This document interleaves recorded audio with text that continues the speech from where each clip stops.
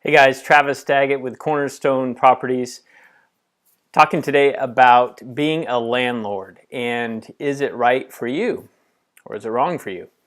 So first thing to consider about being a landlord, a lot of people like the idea of having passive income, having money coming in without your labor, your time going out. And that can be a good thing, of course. One of the ways that people have an idea to do that, to get that passive income, is through investment property or rental property. So specifically, we're going to be talking about residential rental property. Now, there's single family and there's multifamily. Generally, we talk about single family or residential as between 1 and 3 units. So a house, a duplex, a triplex. If we get into a quad or a fourplex or above, then we're talking about more commercial real estate, but a lot of the same principles are going to apply.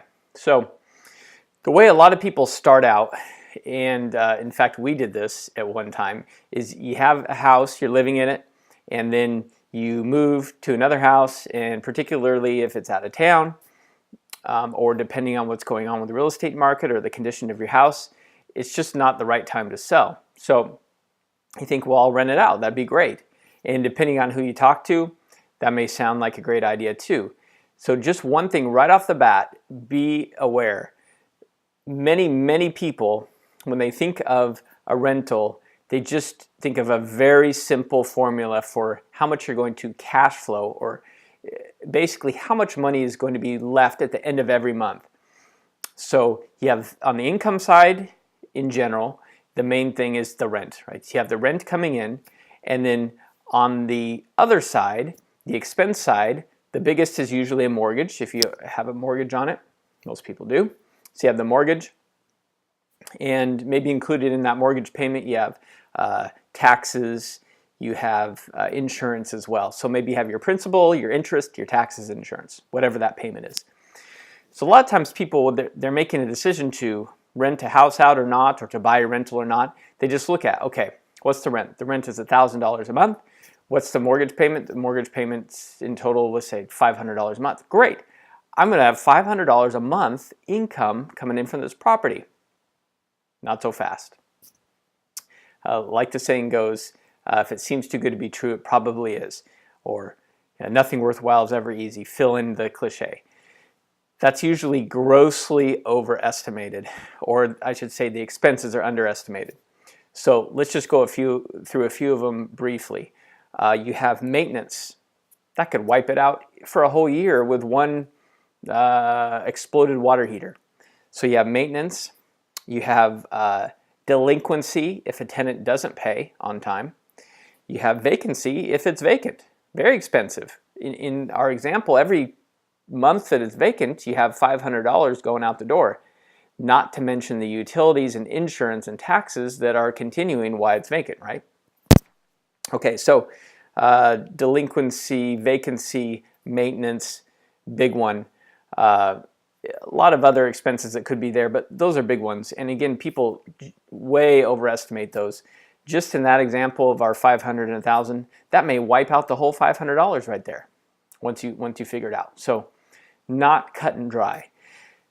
The other thing to consider about being a landlord and managing a property yourself is it's very human intensive, human relationship intensive. You're dealing directly with people, and that's the good, the bad, and the ugly. You're dealing with people telling the truth on their credit applications and when they can or can't pay the rent, and not telling the truth.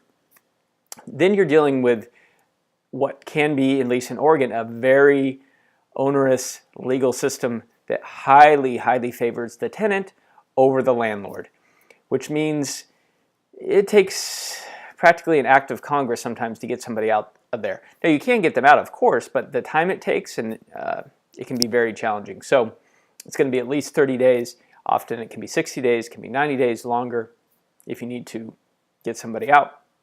During that time, are they paying rent? Probably not. So it's like a vacancy. Then how are they leaving the property? Probably not in very good shape. It goes on and on and on. In fact, people talk about the 3 T's: tenants, toilets, and filling, and there's all kinds of trash and other things. Now with the laws in Oregon, a lot of times people are growing marijuana in the houses, all kinds of things. So how do people get around that? Well, a lot of times they hire a property management company. That's going to be another expense. Averages around 10%. So that's right off the top. So that usually only makes sense once somebody gets to a certain number of houses, probably around 20, 25 units, I should say, and above. So some things to consider about being a landlord.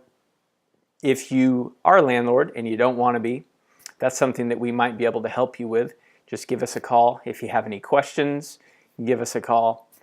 We purchase properties with tenants in there, and that way you can just be done, and we take care of the tenants. We take care of getting them out of there, or whatever the case may be. We can work that out with them. Oh, one other thing I'll mention, often people, the tenants say, well, we want to buy the house. So you think, great. Well, usually the reason they're renting is because they're not able to buy, and that means they're not able to qualify for a loan. So often that can draw out the sale process through going all through that with a tenant and trying to qualify and all that, and now you're several months down the road and you still haven't sold the house. The tenants are in there. They couldn't buy it, so it's just can be a real challenge. So just wanted to give you that too. So if you do have a property that you're a landlord or properties and you don't want to be a landlord anymore, give us a call. We may or may not be able to help you, but we're happy to answer any questions, and we'd like to buy your house if it works out for both of us. Travis Daggett, Cornerstone Properties, signing out.